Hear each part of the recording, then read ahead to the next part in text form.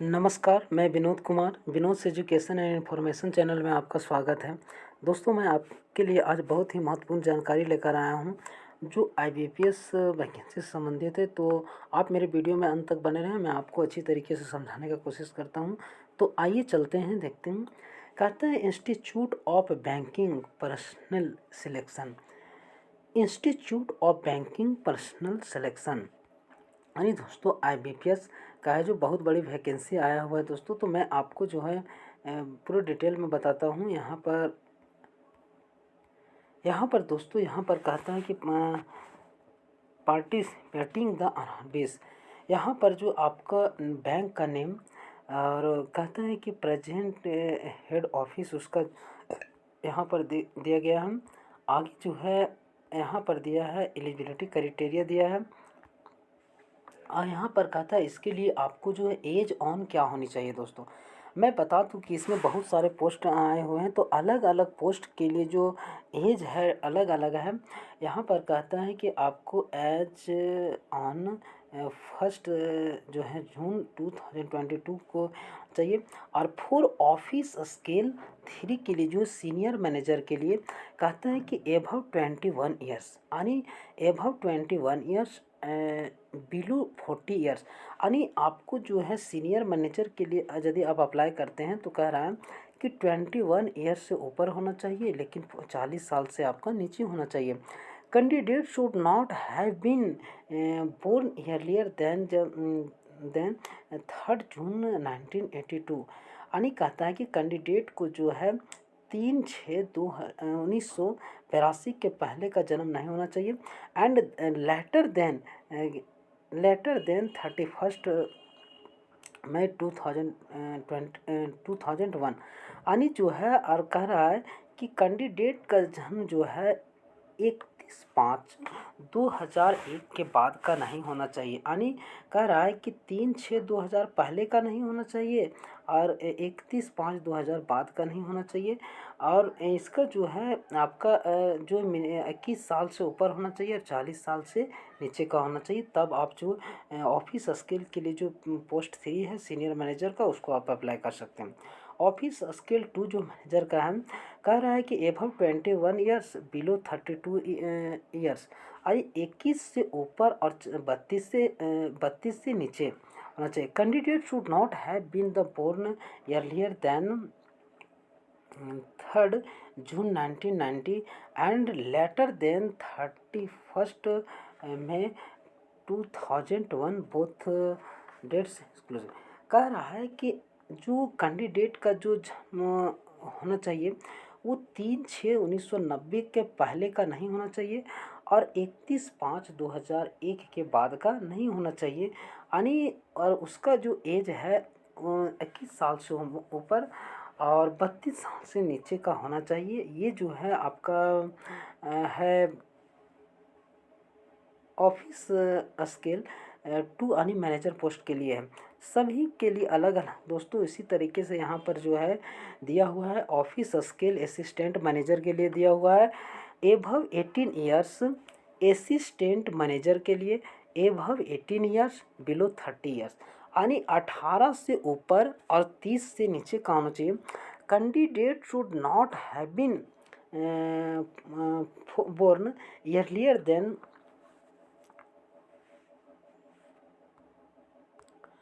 तो कहता है कि 3 June 1992 and later than 31 May 2004। कहता है कि अगर आप असिस्टेंट मैनेजर का पोस्ट अप्लाई करते हैं तो 18 से ऊपर और 30 से नीचे का होना चाहिए।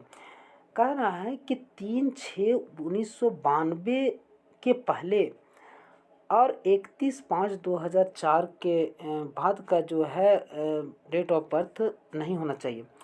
कहते हैं फॉर असिस्टेंट मल्टीपर्पज़ के लिए जो है बिटवीन 18 ईयर्स एंड 28 ईयर्स। कहता है कि 18 से 28 की चाहिए। Candidate should have not been earlier than 2 June 1994 and later than 1 June 2004।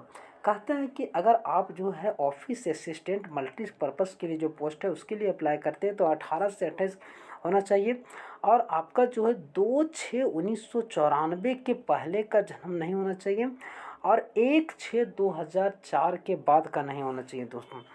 यहाँ लेकिन यहाँ पर कह रहा है कि the maximum age limit specified above the applicable for the general category candidates and EWS category candidates only. ये जो दिया गया है, कहते हैं for the category the flowing relaxation for would apply. कहते हैं कि यहाँ पर कैटेगरी दिया गया है और यहाँ एज रिलैक्सेशन यानी उसको उम्र में कितनी छूट दी जाएगी।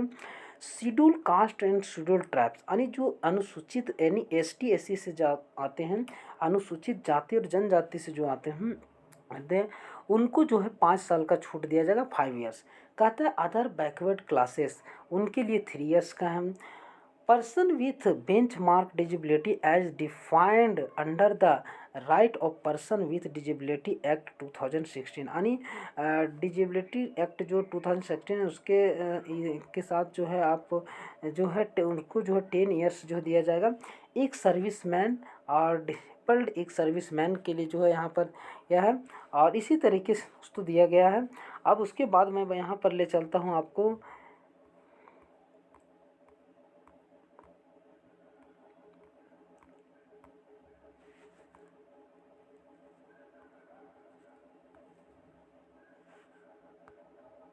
तो दोस्तों अलग अलग पोस्ट के लिए जो अलग अलग वैकेंसी आया है, अलग पोस्ट के लिए जो है ये है, तो उसका एजुकेशनल क्वालिफिकेशन भी अलग मांगा है।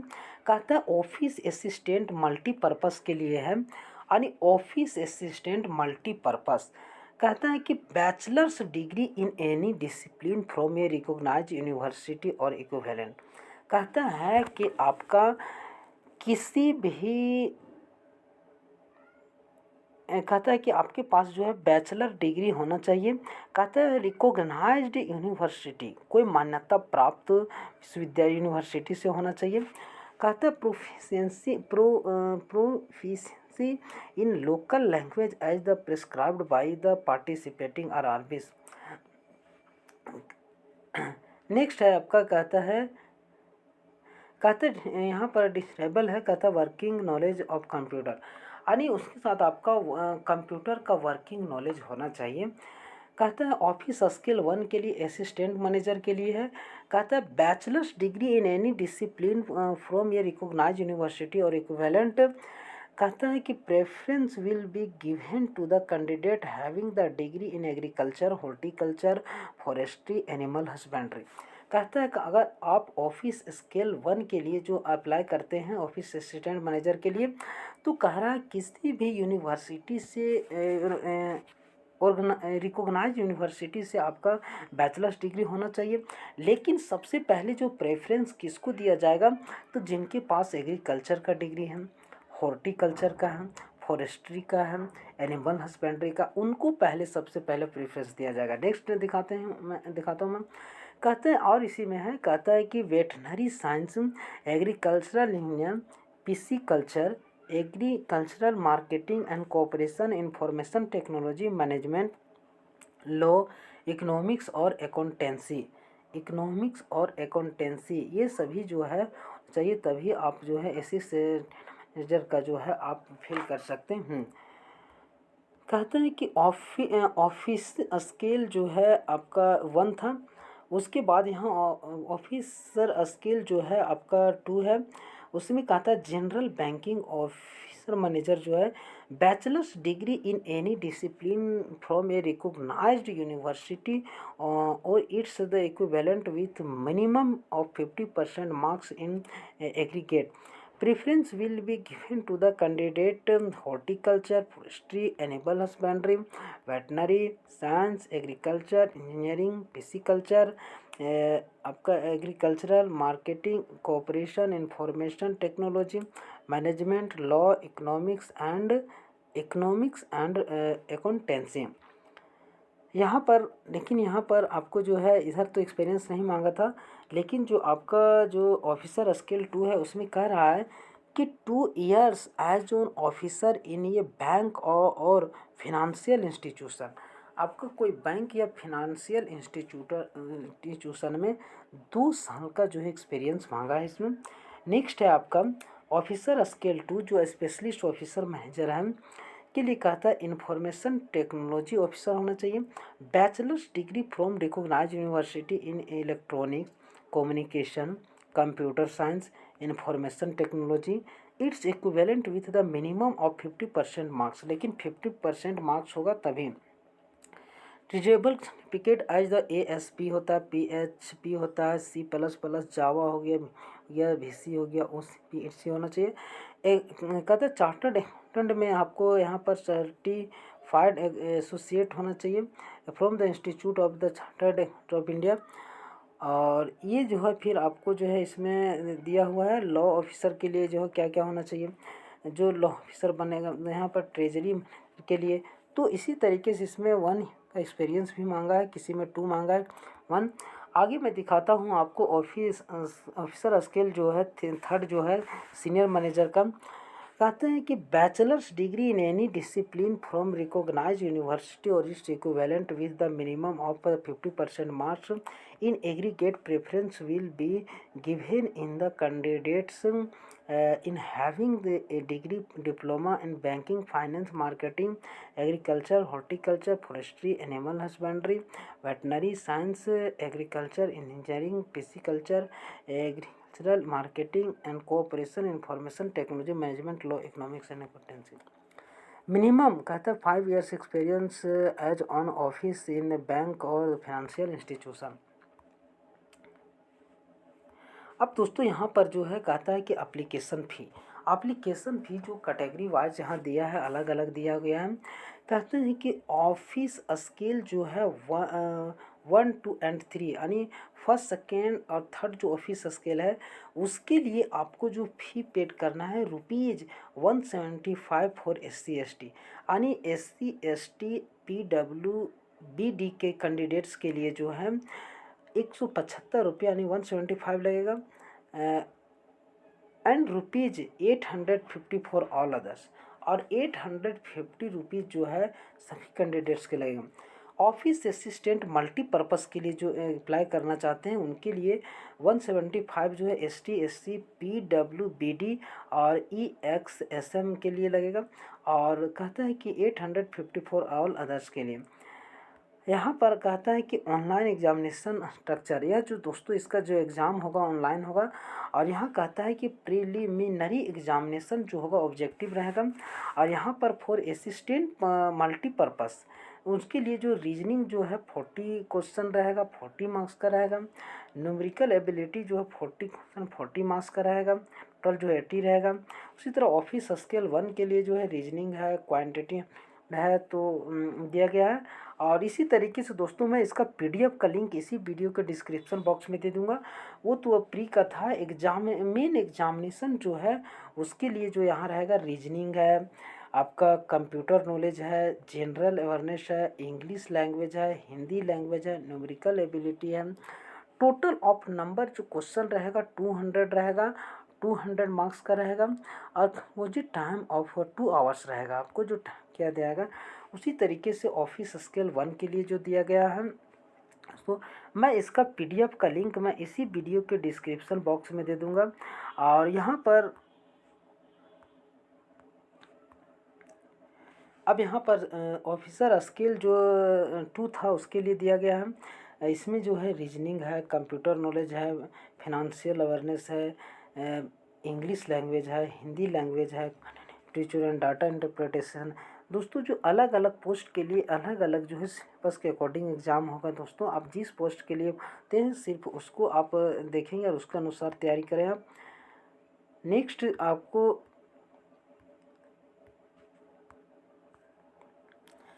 दोस्तों यहाँ पर कह रहा है कि यहाँ पर कहता है कि अनाउंसमेंट जो है एक online registration including edit modification और एप्लीकेशन बाय कैंडिडेट आपको जो है 7/6/2022 से 27/6/2022 तक आप जो है इसका ऑनलाइन जो है रजिस्ट्रेशन कर सकते हैं। उसके बाद कहता है पेमेंट ऑफ एप्लीकेशन फ़ीस, यानी इसका जो एप्लीकेशन फ़ी जो है आपका 7/6/2022 से 27/6/2022 तक पेड कर सकते हैं। डाउनलोड फॉर कॉल लेटर्स कहता है कि प्री एग्जामिनेशन ट्रेनिंग ये आपका 9/7/2022 को दे देगा। आगे जो है conduct of pre examination training के, जो प्री एग्जामिनेशन ट्रेनिंग का मतलब एग्जामिनेशन से पहले आपको ट्रेनिंग देना है, तो उसके लिए 18/7/2022 से 23/7/2022 तक डाउनलोड कहता है कि ऑल कॉल लेटर्स ऑनलाइन, यानी आपको जो कॉल लेटर ऑनलाइन डाउनलोड करना पड़ेगा। यानी पीटी के लिए जो हम जुलाई अगस्त है, इसका डेट अभी आया नहीं, केवल जुलाई या अगस्त का दिया। कहता है ऑनलाइन एग्जामिनेशन ये जो होगा ये होगा, और कहते हैं कि रिजल्ट फॉर ऑनलाइन प्रिलिमिनरी आपका सितंबर तक दे सकता है। और इसी तरीके से दोस्तों सब जो है यहाँ पर पोस्ट 1 के लिए 1 2 3 इस तरीके से जो है दिया गया है। दोस्तों जो यहाँ पर पोस्ट दिया गया है, मैं धीरे धीरे करके जो है दिखा देता हूँ।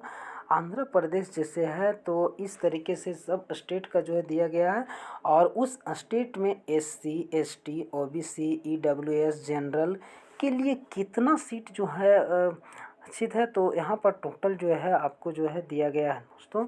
तो इसका मैं PDF का लिंक इसी वीडियो के डिस्क्रिप्शन बॉक्स में दे दूँगा, आप वहाँ से डाउनलोड करके है तो अच्छी तरीके से भी आप अपने से भी पढ़ सकते हैं दोस्तों।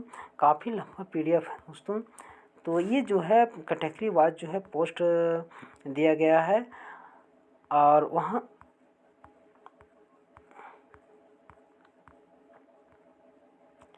सभी पोस्ट के लिए जो है अलग अलग है, और उस बैंक में जो है उस कैटेगरी के लिए जो है कितना पोस्ट दिया गया है, ये सब जो है दिया हुआ है।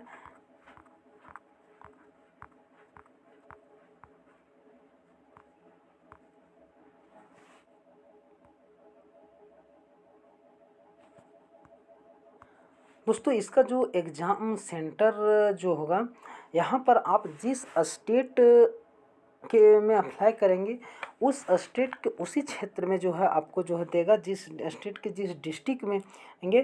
तो जैसे आंध्र प्रदेश का यहाँ दिया हुआ है, और जैसे अरुणाचल प्रदेश, असम है, बिहार है, छत्तीसगढ़ है, गुजरात है, हरियाणा है, हिमाचल प्रदेश है, जम्मू कश्मीर है। जैसे यहाँ पर दोस्तों मैं आ जाता हूँ झारखंड। झारखंड में जो आपका जो है धनबाद, झारखंड में जो है सेंटर जो आपको दे सकता है, धनबाद में दे सकता है, हजारीबाग में दे सकता है, जमशेदपुर में दे सकता है, रांची में देता है, बोकारो में दे सकता है। ये जो आपका जो है प्रीलिमिनरी एग्ज़ाम और मेंस एग्ज़ाम दोनों के लिए जो दोस्तों अलग अलग जो है सेंटर है बनेगा। तो जैसे प्रीलिमिनरी एग्ज़ाम के लिए जो होगा पीटी के लिए आपको धनबाद दे सकता है, हजारीबाग दे सकता है, जमशेदपुर, रांची, बोकारो। पर जो मेंस एग्ज़ाम होगा धनबाद, जमशेदपुर और रांची, ये जो है 3 जगह पर आपका जो है सेंटर जो है ये दोस्तों।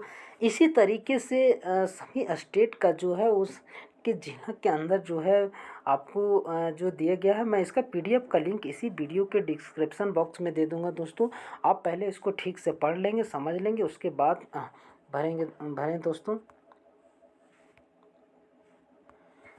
तो दोस्तों कुछ ये जानकारी था, उम्मीद करता हूँ यह वीडियो आपको पसंद आया होगा। मेरी इस वीडियो को लाइक करें, ज़्यादा से ज़्यादा शेयर करें, साथ ही मेरे चैनल को सब्सक्राइब कर लें, और बेल आइकन को ज़रूर से ज़रूर प्रेस कर लें, ताकि मैं कोई भी वीडियो अपलोड करूँ तो इसका नोटिफिकेशन सबसे पहले आप तक पहुँचे। मैं आपके लिए एजुकेशनल, प्रतियोगिता परीक्षा से संबंधित और लेटेस्ट इन्फॉर्मेशन का वीडियो लेकर आता रहता हूँ। तो इस तरीके का वीडियो देखने के लिए मेरे चैनल को आज ही सब्सक्राइब करें। धन्यवाद।